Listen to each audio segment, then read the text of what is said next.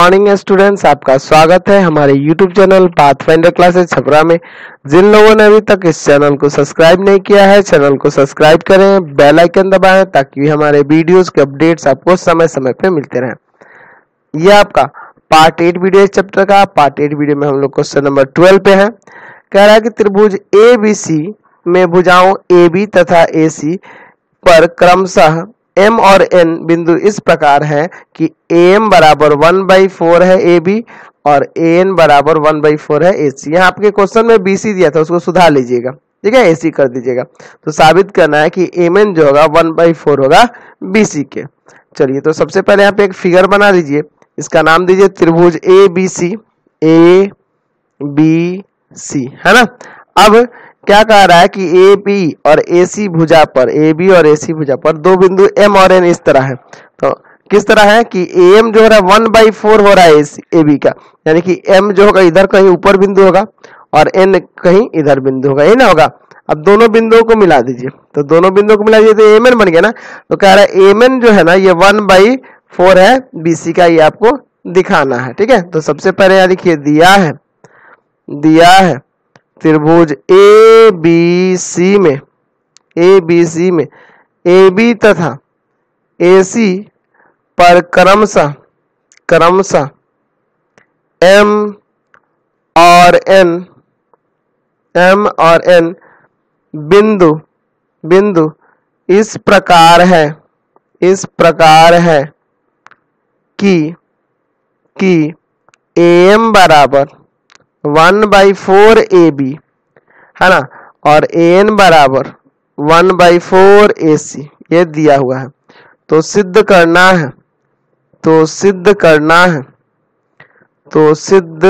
है कि ये जो MN है ना, MN वह 1/4 है BC का। चलिए, इसमें एक रचना करनी होगी।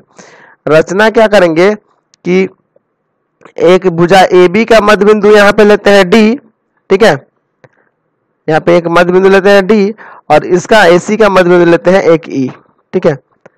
तो यहाँ लिख देंगे कि रचना में क्या किया है कि भुजा AB तथा AC के मध्य बिंदु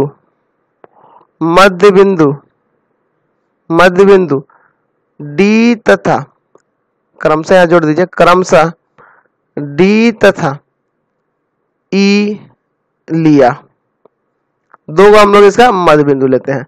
अच्छा, मध्य बिंदु लिए हैं और क्या लिखते हैं, DE को मिलाया। चलिए, इसको मिला भी देते हैं। चलिए, यहाँ पे इसको मिला देते हैं DE को, ये DE मिल गया, यहाँ से ऐसे समझ गए ना। अब चलिए इसका प्रमाण देखिए, यहाँ लिखेंगे प्रमाण।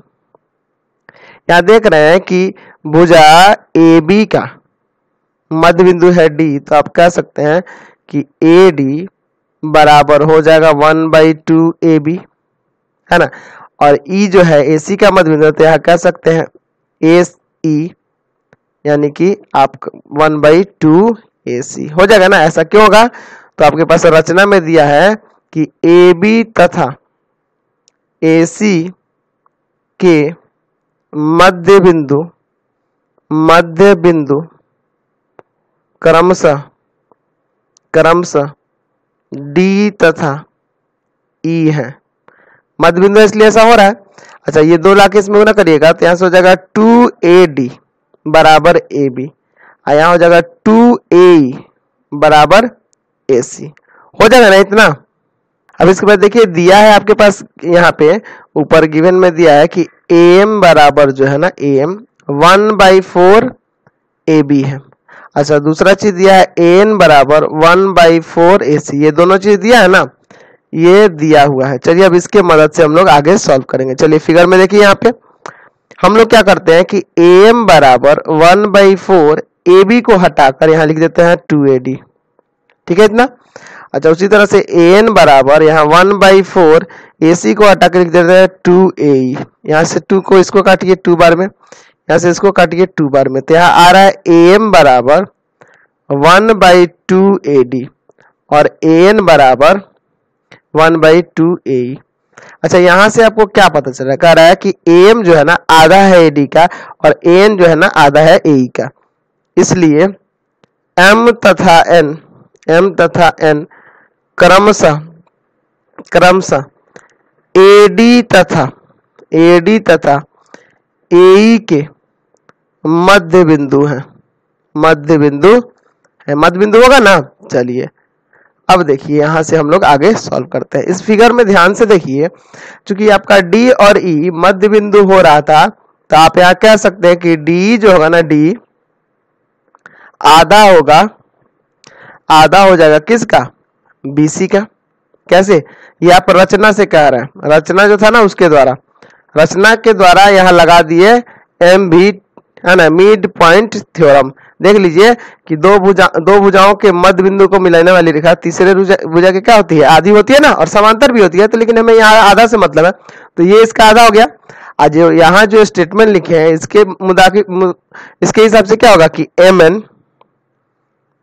क्योंकि M और N क्या है? इसका और इसका मध्य बिंदु है, AD और AE का मध्य बिंदु है, तो MN जो हो जाएगा वो आधा हो जाएगा DE का, हो जाएगा ना, 1/2 ऑफ DE। ये भी हो जाएगा इसी से बाई MPT से।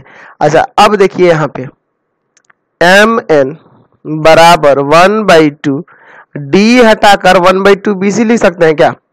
यहाँ से आ नहीं गया आपका कि MN बराबर 1/4 BC। यहाँ से यह आपका प्रमाणित हो गया। क्लियर है? यहाँ से चलते हैं नेक्स्ट क्वेश्चन पे। Question number 13